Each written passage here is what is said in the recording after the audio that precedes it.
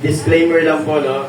Medyo may kabigatan po ang mensahe po ngayong umaga na ito. Okay? Kaya lunukin po natin ng maigi yung salita po ng Panginoon this morning sa puso natin. This is not from me, this is from the Word of God. Okay? And habang nagpe-prepare na ako, sabi ko, Lord, tulungan niyo po ako na ihanda po, ipahayag po ang salita niyo po.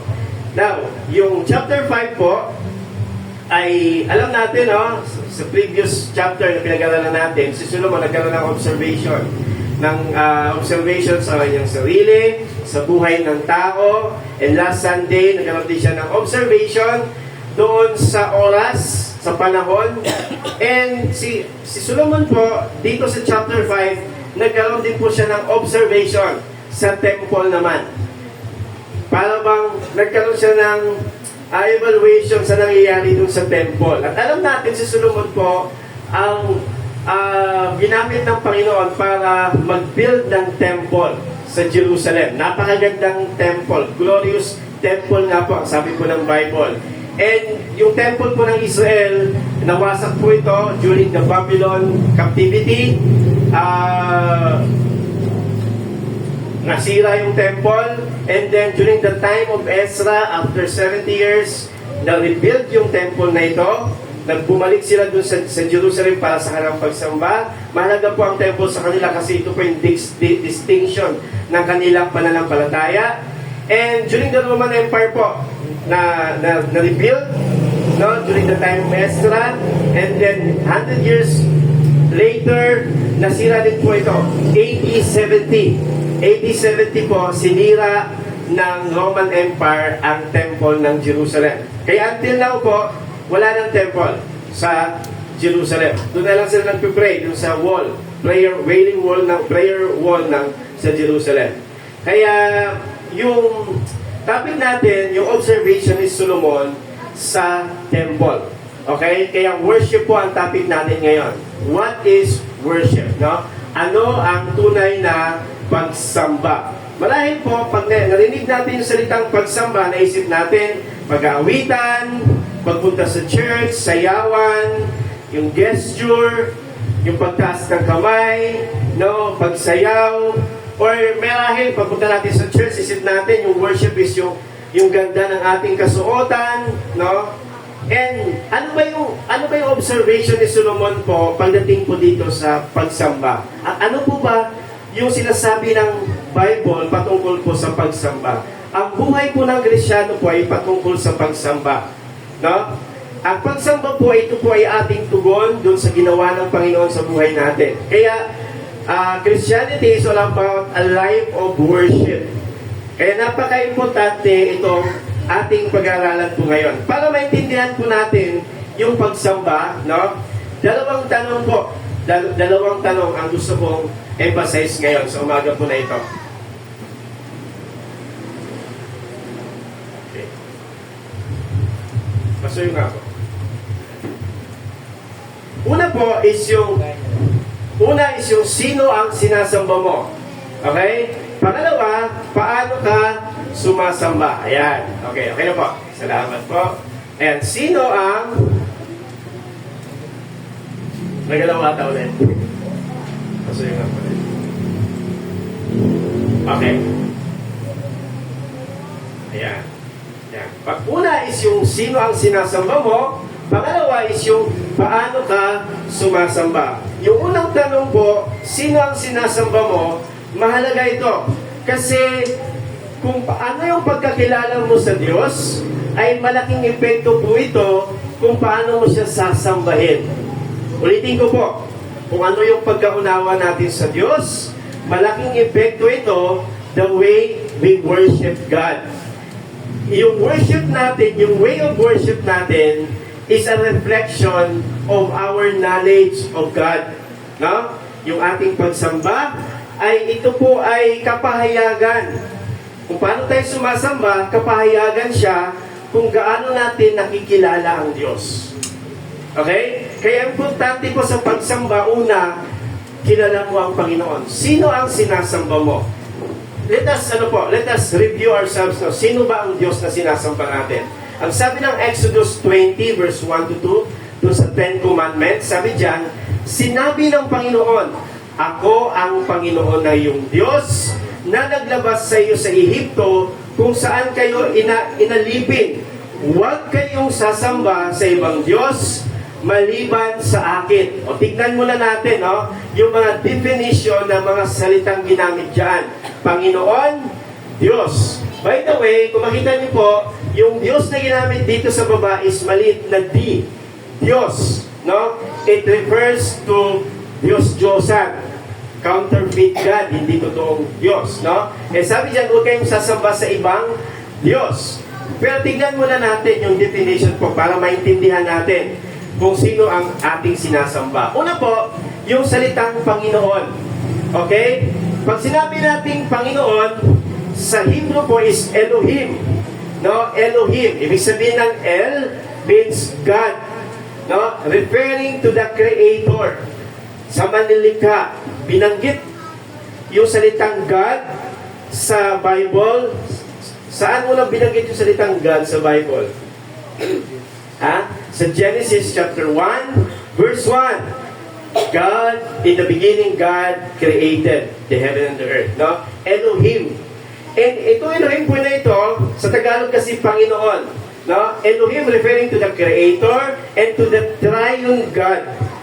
Pag sinabing Triune God, yung Trinity speaks to the Father, the Son, and the Holy Spirit. Ang Diyos po na ating sinasamba is the Creator of the whole universe, and His nature po is, meron po siyang, isang Diyos natin, pero meron siyang tatlong persona. God the Father, Son, and the Holy Spirit. Hindi po tatlo ang Diyos, isang Diyos, pero meron siyang tatlong persona. Ama, Anak, at Banal na Espiritu. Iisa lang sila. And sa Genesis, makikita natin yan. God the Father, God the Father created the universe, and then sabi ng Diyos, let us make man. Pag sinabing us, referring to the Son and the Holy Spirit. Merong participation na ang Diyos Ama, Anak, at Espiritu doon pa lang sa simula. And then pag sinabi natin Diyos po, Diyos, Lord, Yahweh. Di ba? Ano mapapansin niyo po? Yung merong Lord na, so English Bible po, merong Lord na capital L, O, R, D. Sa Tagalog kasi, Diyos. No? Pero sa English, may pagkakaiba yung L, O, R, D. Meron ding Lord na binamagit sa Bible na capital L, small O, R, D. Pag nababasa niyo po yung Lord, capital L, O, R, D, it referring to Yahweh. No? Yung tinatawag na mga scholar na tetragrammaton. Pag sinabi natin tetragrammaton, ito po yung 4 Hebrew letter. Yung H, ay Y, H, W, H. Yun po yung ibig sabihin ng tetragrammaton. Y, H, W, H. Kasi po, sa Hebrew language, wala po silang vowel. Wala silang A, E, I, O, U. Ang ginagamit lang po nila ay yung mga quit-quit lang po para mabasa. No? Para mabasa yung salita. Now, yung Yahweh kasi is the personal name of God. Kaya nga sabi ni Moses, Lord, ano bang sasabihin ko? Paano ba nagtanong sila? Kung sino kayo? Sabi ni Lord, I am what I am. Ako ay ako nga, ako ang Diyos, ako ang Yahweh, the personal name of God, the one and only God. Actually, merong ibang translation yung Yahweh. Ano ibang translation ng Yahweh? Jehovah. Ang Jehovah po is a Pilit na translation. Pilit siya na translation, Jehovah. Kasi po, wala nga pong vowel ang later on lang po nagkaroon yan. No? Yung sa Hebrew, later on lang. Pero walang pilit na translation yan, Jehovah. Pero ang ibig sabihin talaga, ang original name ng Diyos is YHWH. Yod-Heh, Vav-Heh. Okay, Yod, He, Vav, He, Yahweh. Na ibig sabihin po is the only true God.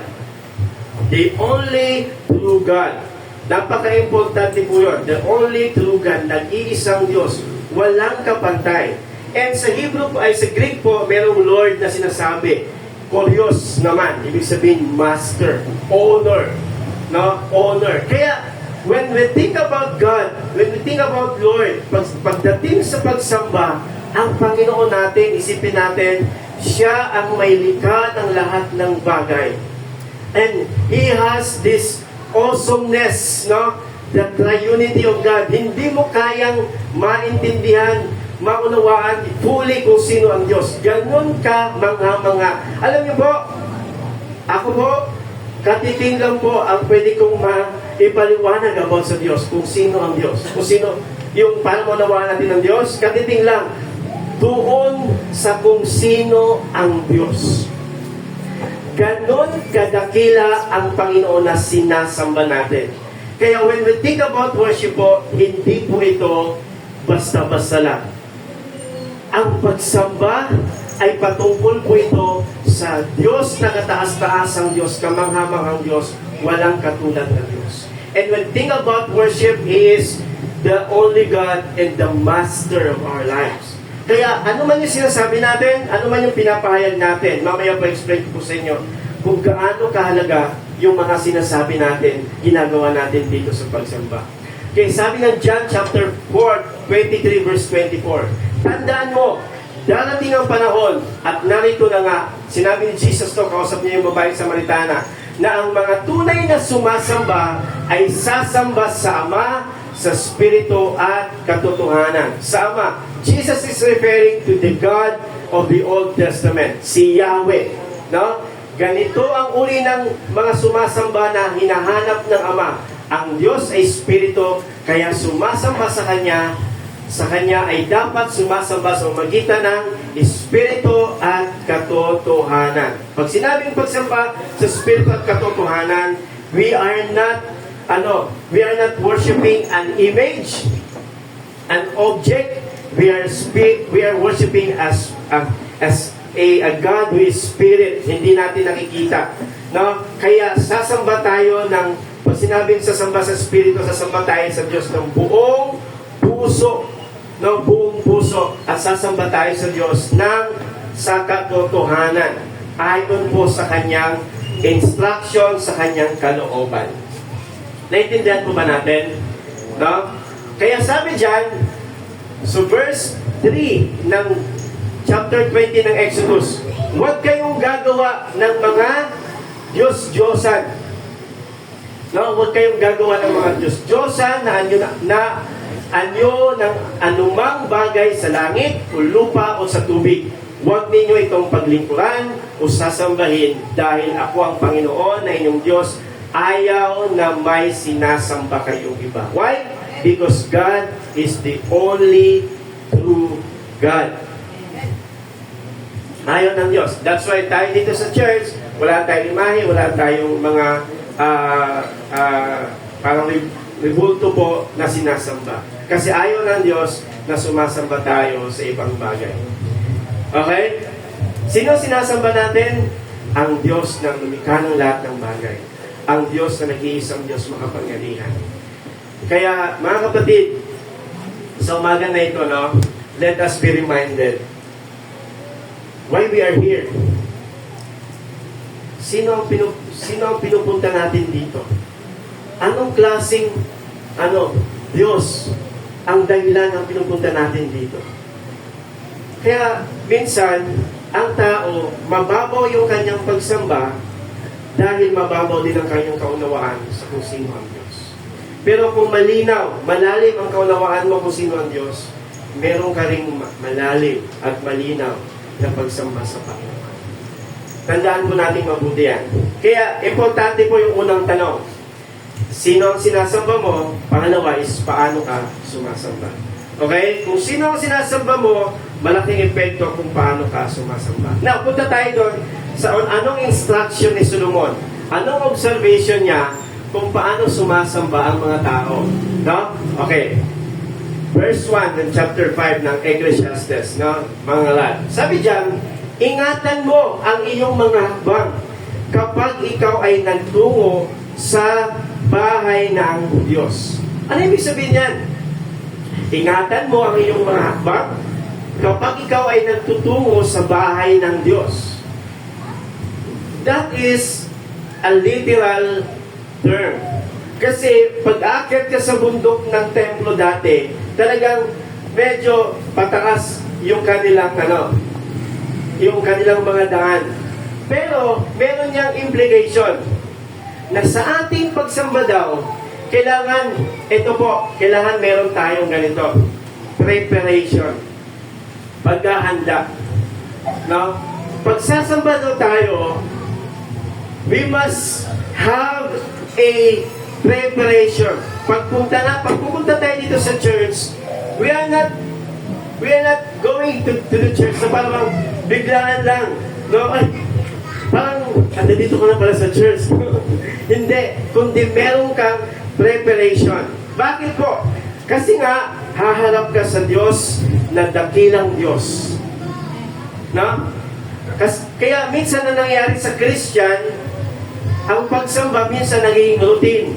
Ay Sunday ngayon, pupunta ka dito, pero hindi mo na masyadong sinasapuso, iniisip yung pagpunta mo dito. No?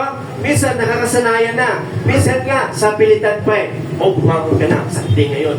Simba tayo. Minsan pa ganun, di ba?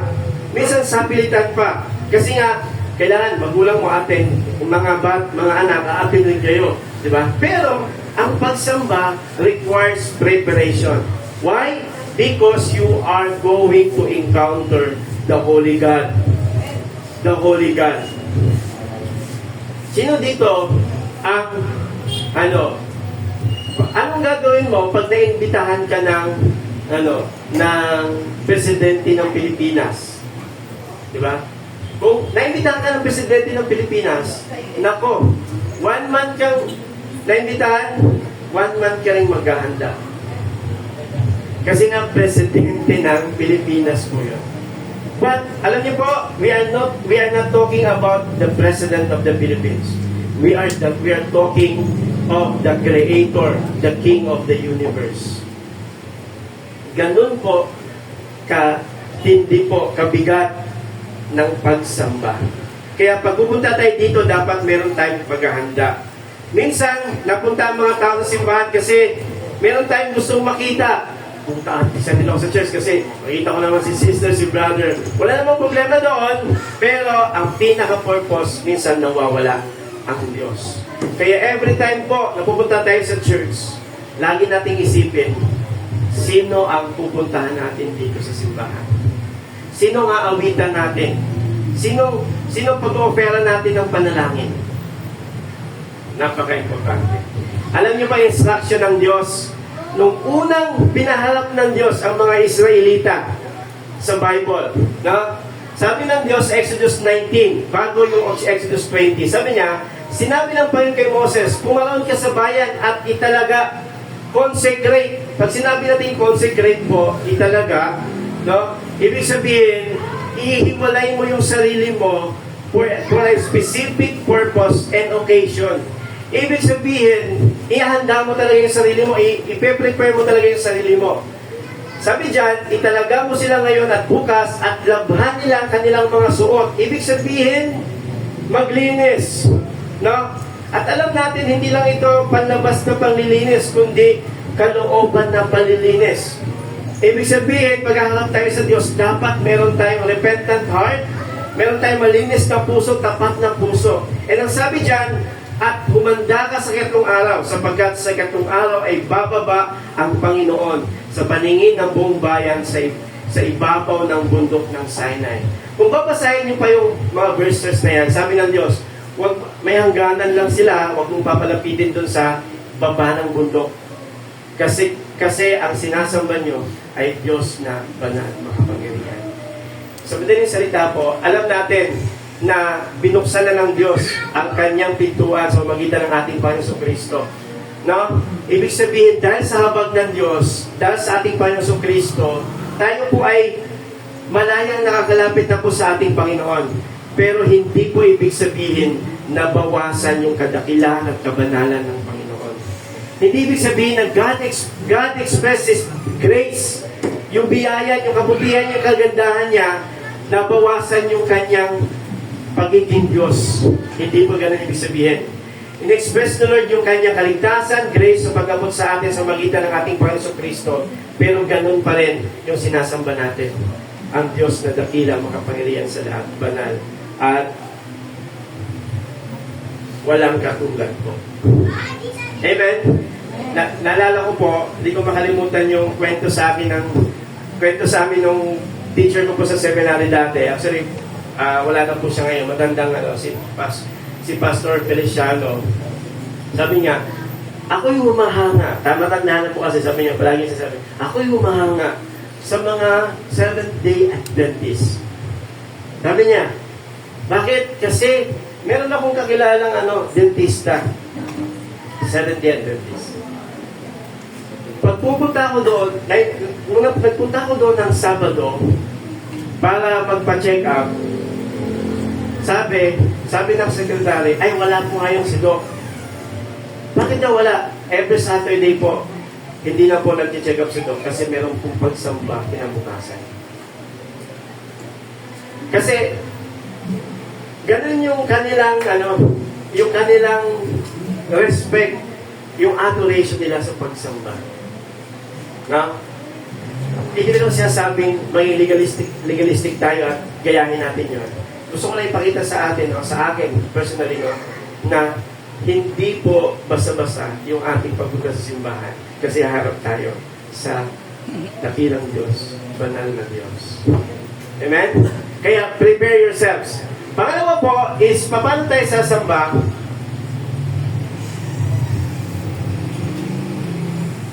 Suyo nga po. Nawala. Ayan, nakita.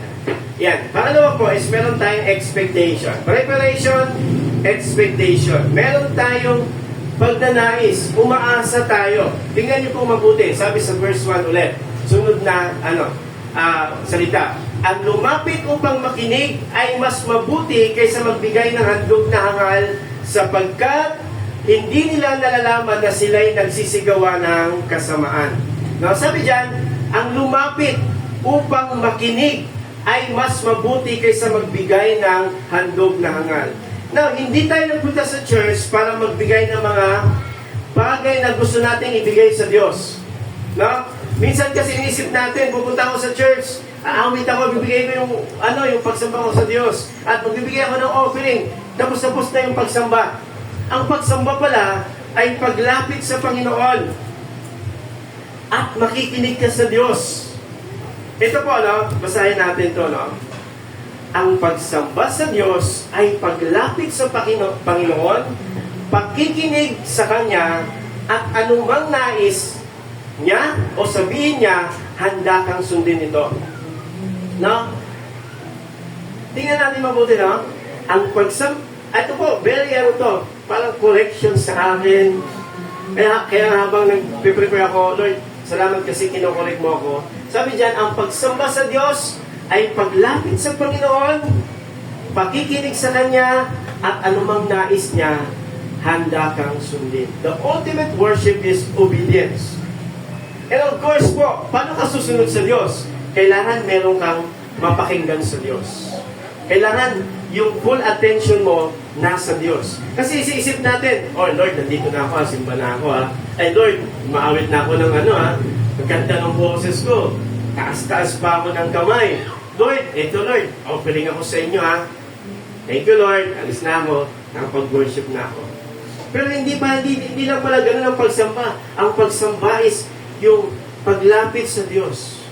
Once we are here, nilalapit mo yung sarili mo sa Panginoon.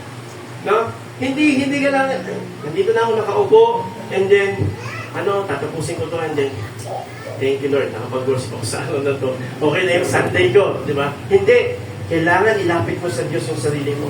Ipahayag mo sa Kanya yung pagsuko ng iyong buhay. At makinig ka sa Kanya. Papakinggan mo siya. Paano ka makikinig sa Diyos? Mayroon tayong mga awit. Kaya pag-aawit tayo sa Diyos, hindi lang tayo nagbibigas ng ating mga bibig, kundi inaasam natin yung mga lyrics ng kanta. Sinasabi natin sa Diyos, bago natin sabihin yon, naintindihan natin. Kaya nga merong isang lalaki sa simbahan, napansin siya ng pastor. Sabi niya, kasi habang nasa church siya, pag umaawit siya, pag nag-aawitan, hindi siya umaawit. Ang sabi niya, bro, papansin ko sa iyo, pag umaawit tayo, hindi ka umaawit. Sabi niya, pastor, hindi ko kasi kayang kantahin yung kinakanta. Parang ang bigat sa akin ng kinakanta. Kasi pag kinanta mo yan, ibig sabihin, gagawin ko rin yan sa buhay ko. Ganyan yung kanyang parang respeto doon sa sinasabi niya sa Diyos. Pero alam niyo po, sumunod na Sunday, kasi kinausap siya ng pastor, tapos sumunod na Sunday, nakita ng pastor, umaawit na siya. Umaawit siya ng hymn. Umaawit siya ng hymn. At nung tinanong siya, bro, bakit umaawit ka na ngayon? Kasi po, yung song naintindihan ko po eh. At sinapuso ko. Ano yung later on, yung buhay niya, inalay niya sa Diyos. Kasi yun po yung meaning ng inawit niya eh. Yung pag-alay ng kanyang buhay sa Panginoon. Okay? Pero hindi ko po sinasabi na pag-aawit tayo, huwag natin sundan yung song leader natin. Ang sinasabi ko lang po, you mean what you say. We will mean what you say. Seryosohin natin at iisipin natin mabuti kung ano yung sinasabi natin sa Diyos. Si God, hindi siya na-impress doon sa sinasabi natin. Kasi nakikita niya yung puso. Si God po, ang habol niya, yung pakikinig mo at handa mong pagsunod sa Kanya. Kaya yung ultimate worship will bring us to obedience. Pagsunod sa ating Panginoon. Tingnan niyo po. Ang sabi kasi dyan, sabi kanina, di ba? Handog ng mga hangal. Ano yung mga handog ng mga hangal? Yung mga handog ng mga hangal, ang example po nito, yung si Jesus nag-ibang anyo sa Matthew chapter 17. Di ba transfiguration si Jesus, parang nag-ibang anyo si Jesus, parang ang puti ni Jesus, no? And then, eto nangyari. Sabi diyan, nagbagoan niyo siya sa harapan nila, nagliwanag ang kanyang muka na parang araw, pumuti ang kanyang mga damit, gaya ng busilak na liwanag. Narito biglang nagpakita sa kanya sina Moses at Elias, nakipag-usap sa kanya. Nagbago yung liwanag yung itsura ni Jesus. No, yung parang nagningning siya. Tapos dumating pa si Moses at si Elias. Si Elias pala, siya yung hindi namatay, di ba? Tama? Kinuha siya, di ba, ng kaliwahe, at marami din naniniwala na si Moses na hindi rin namatay. Kaya, actually, si Moses is representation sa law, no? Sa law. Si Elias naman sa prophets, no? And then sinabi ni Pedro kay Jesus, ito po yung parang example ng hangal na hangal na, ano ba yung term natin? Handog ng mga hangal, no? Sabi ni Pedro kay Jesus, Panginoon, mabuti pa para sa amin na kami ay narito. Kung ibig mo, gagawa kami rito ng 3 kubol, isa ang para sa iyo, isa kay Moses at isa kay Elias. Paano naging hangal? Mapapansin nyo sa conversation, ininterrupt agad sila ni Jesus. Sabi niya, habang nagsasalita pa siya. Okay? Sinabi ni Pedro, Lord, pwede ba mag-offer kami siya? Gagawa kami ng technical. Parang gano'n, parang nagkaroon ng interruption dun sa conversation. Habang nagsasalita pa siya, narito, nililiman sila ng isang maningning na lupa, narito ang isang tinig na buhat sa ulap, nagsabi, ito ang pinakamamahal kong anak na labis kong kinadulogdan. Ibig sabihin, madaling salita po, ang hangal na handog, yung ibibigay mo kung ano yung good intention mo. Kung ano yung gusto mo. Ang gusto pala ng Diyos is yung gusto niya, yung ibigay mo. Hindi lang yung gusto natin. Kaya, good intention is not enough for worship. Ulitin ko po, no? Good intention is not enough for worship. Yung magandang intensyon sa pagsamba, hindi lang po siya, maganda po yun, no? Pero hindi siya sapat lang. Ang sapat na pagsamba is makinig ka sa Diyos. Kaya importante yung una eh, yung preparation. Na Lord, ano pong gusto niyo sabihin ko ngayon? Bago pumunta sa church, ano yung gusto niyo sabihin ko ngayon? Lord, ano po yung gusto mong ibigay ko sa iyo ngayon sa pagsamba ko ngayong araw na ito? Ibig sabihin yung ibibigay mo sa Diyos sa pagsamba, dapat manggaling din sa Kanya, hindi lang sa amin. Malinaw po ba yun? Kaya sabi dyan, pakinggan niyo siya. Sabi ni Lord, may nagsalita ng boses, ito kinalugod ko kong anak, pakinggan niyo siya. God is referring to Peter. Peter, huwag kang basta-basta magbigay ng salita ng pagsamba. Pakinggan niyo siya. Ang totoong pagsamba is pakikinig at pagsunod sa Kanya. By the way, salitang pakikinig po is shema, no?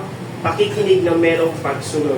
Iba yung, alam niyo po, iba po yung ano lang, meron kayong narinig po ngayon, pero iba po yung salitang listen. Nakinig ka talaga, nagkaroon ka talaga ng full attention sa pakikinig ng salita ng Panginoon.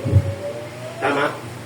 Pwede kang nandito ngayon, para bang you are hearing. Sa Tagalog kasi parehong pakikinig, no? Pero magkaiba yung hearing at saka listening. Pwede kang you hear, habang meron kang iniisip, habang meron kang ginagawa, nandyan ka, you hear. Pero yung listening po is you give your fully attention to God. Undivided attention to God. Tama ba? Kaya maraming guilty, ako po, guilty sa bagay na ito. Na hindi ko nabibigay yung aking totoong pagsamba sa Diyos. I am guilty of this, mga kapatid. The ultimate worship is obedience. Ano pa? Huwag kang pabigla-bigla sa iyong bibig at huwag kang magmamadali sa iyong puso na magsalita na anumang bagay sa harapan ng Diyos, sapagkat ang Diyos ay nasa langit at ikaw ay nasa lupa, kaya't kaunti lamang ang iyong mga salita. Kapag ikaw ay gumagawa ng panata sa Diyos, meron kang sinasabi sa Diyos, nag-alay ka ng mga salita sa Diyos, huwag kang mapagliban ng pagtupad, sapagkat siya'y walang kasiyahan sa mga hangal, tuparin mo ang iyong ipinanata. Ang sigad po, he's referring to hangal, no? Ang hangal is yung hindi niya iniisip niya, sinasabi niya, binibigay niya sa Diyos, na hindi siya nakikinig muna sa Diyos. Yun yung referring dyan sa salitang hangal. Mas mabuti pa na hindi ka gumawa ng panata. Kaya mga kapatid, be careful doon sa ating sinasabi. Kasi po, naririnig siya ng Diyos. Kaysa ikaw ay gumawa ng panata at hindi tumupad, huwag mong hayaan na akayin ka ng iyong bibig sa pagkakasala. No? Ibig sabihin, ano to He's referring to the people inside the temple, inside the church. Ibig sabihin, sa church pala, sabi ni Solomon, observation niya, maraming gumagawa ng mga empty promises sa Diyos. Sinasabi nila, ganito, ganyan, pero wala naman talaga intention na tutuhanin yung mga bagay na yun. No? Kaya I am guilty of this. Sabi yan, huwag mo hayaan na kain ka ng iyong bibig sa pagkakasala at huwag mong sabihin sa harapan ng anghel na iyong ay isang kamalian. Tingnan po, baka magagalit ang Diyos sa iyong tinig at sisirain ang gawa ng iyong mga kamay. Itong verse po na ito ay very personal po sa akin. You know why? Kasi po, nung tinawag po ako ng Panginoon na way back 2012 po, nung pagka-graduate ko po ng high school, kinausap na po ako ng mga missionary namin. 3 kami. Pasok ka sa seminary, inalok ako. Sabi ko, ayoko po. 3 kami, ako lang nagsabi, ayoko po. No? And then, after that, nag-aaral po ako 3 years sa college. 3 years. Pero bago po pumasok ng college, sumatid kami ng gawain. Doon malapit sa amin. Parang revival, pag-aalala ko. Pinag-pray po ako ng Korean missionary. At yung prayer ng Korean missionary po is, hindi ko maintindihan. Parang ganun yung prayer na sa akin, ginaganit kayo yung puso ko ganun yung, alam mo, hindi ko maintindihan. Pero, ang naiintindihan ko, narinig ko lang, yung instruction ng Diyos sa akin. magpastor ka, maglingkod ka sa akin. Hindi ko na naintindihan siya sabi niya, ganun lang yung prayer niya sa akin. Pero sa puso ko po, parang dinidiin sa akin ni Lord na magpastor ka, maglingkod ka sa Panginoon. Yan dinidiin sa akin ni Lord. Pero that time po, hindi ako sumunod. Nag-aral pa rin po sa college. Kaya way back 2012 po, ay nag-working student ako. Nag-aral ako, tapos na-stop ako sa madaling salita. And then, pagkatapos po noon, sabi ko, Lord, sige Lord, papasok na ako sa seminary. Nag-aaral na ako. Pero meron pa ako isang taon na hintayin kasi nagsimula na yung semester, 2 semester. Isang taon, nagtrabaho muna ako. Nung nagtrabaho po ako, nagtrabaho ko ng QA dyan sa EPSA. And then, parang enjoy ko yung trabaho ko. Enjoy ko lang yung trabaho ko. And then, parang sa isip-isip ko, baka nakalimutan na ni Lord yung sinabi ko sa kanya. No? At alam niyo po ba, talagang si Lord po ang nagpahinto ng trabaho ko. Alam niyo kung bakit? Kasi, during my yung last month ko po, I think last day, naalala ko po talaga yung birthday ko po, papasok po ako sa trabaho. Nasunog po yung department na yung pinagtatrabaho ako.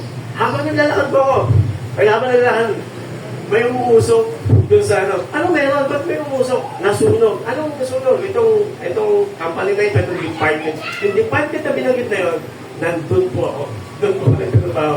And then, narinig ko naman yung personal Lord sa puso ko, anak, hindi ka para dyan. Balik ka, maglingkod ka sa akin.